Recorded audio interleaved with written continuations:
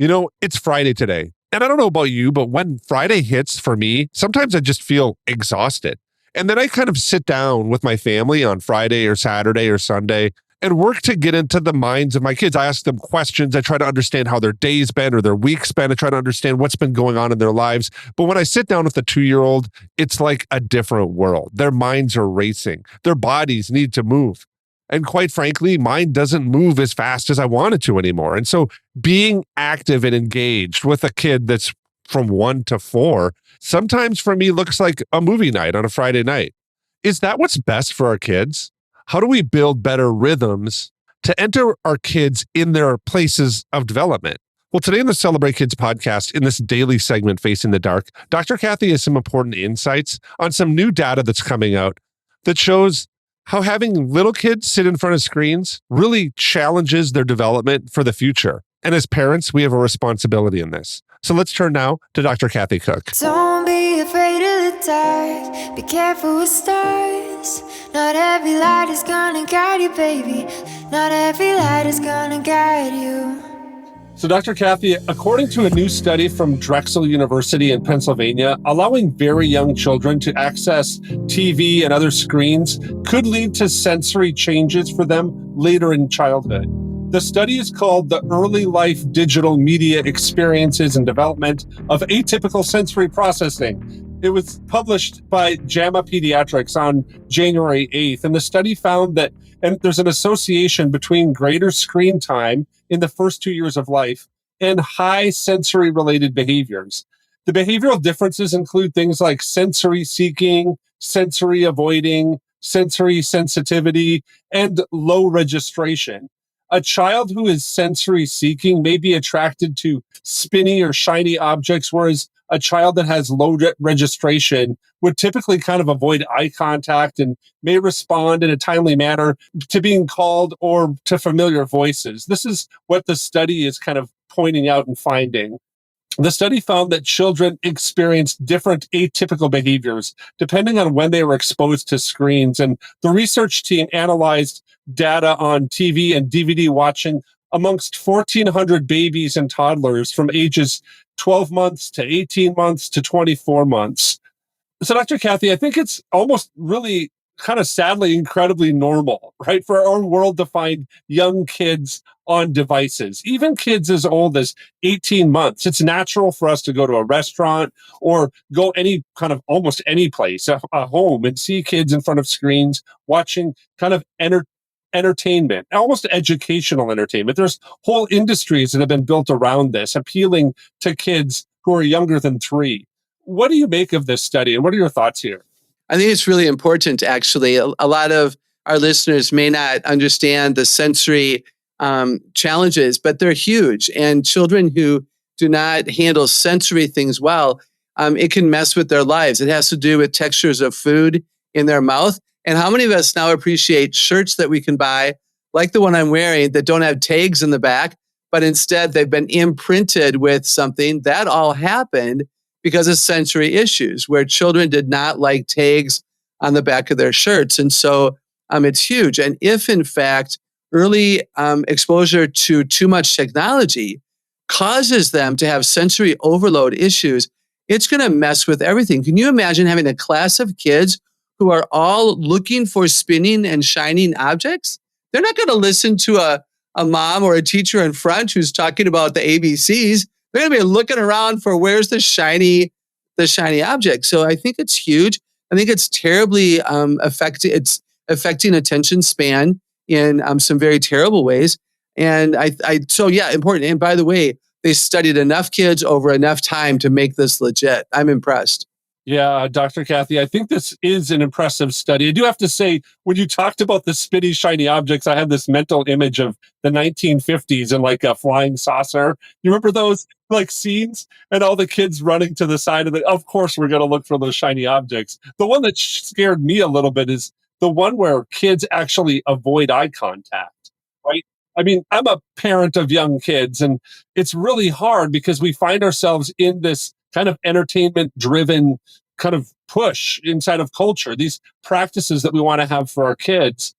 and at the same time really calling our kids to recognize people and call them out. I find myself even at family gatherings saying, come on, Jimmy, like, why aren't you looking at your aunt in the eyes? And I don't know, I might be kind of in this place sometimes where we put our kids in front of these different entertainment devices, almost kind of like as an investment in educational practices, if you want to put those things in kind of air quotes. We think that it's educational to have our kids listen to music and watch a screen.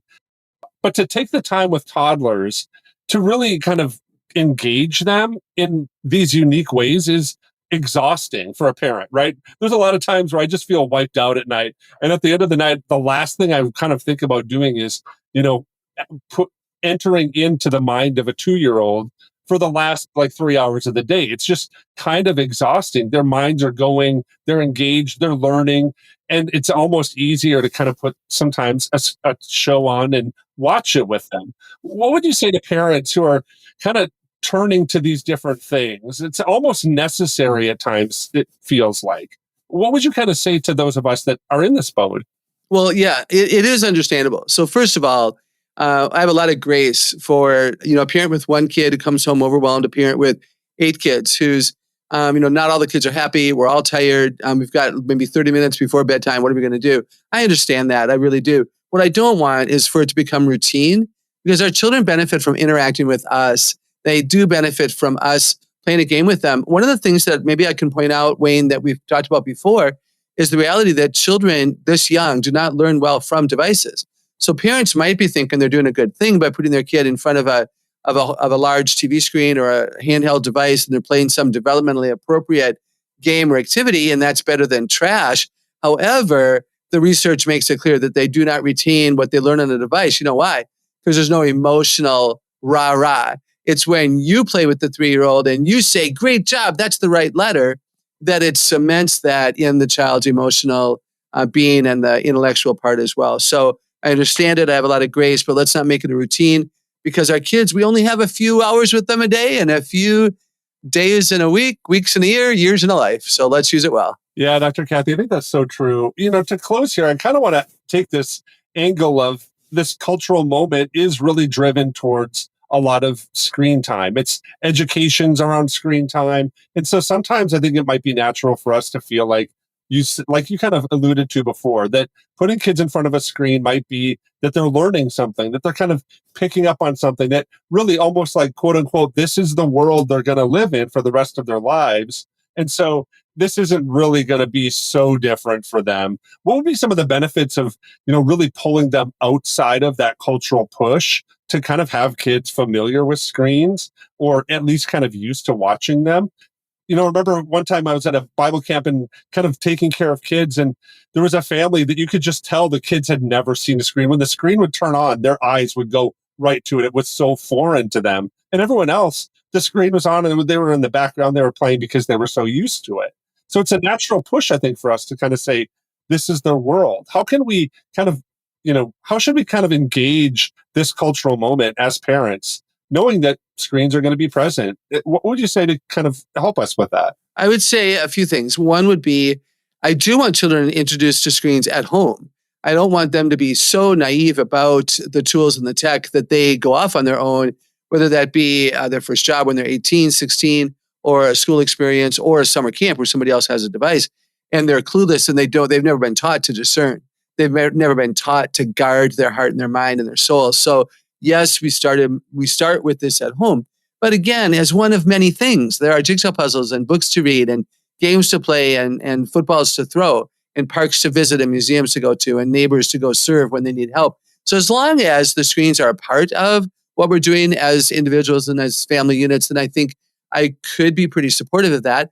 It does depend upon what we use devices for, and are we using them together? Is the whole family hunkered down looking over dad's computer trying to find which park to visit in the spring?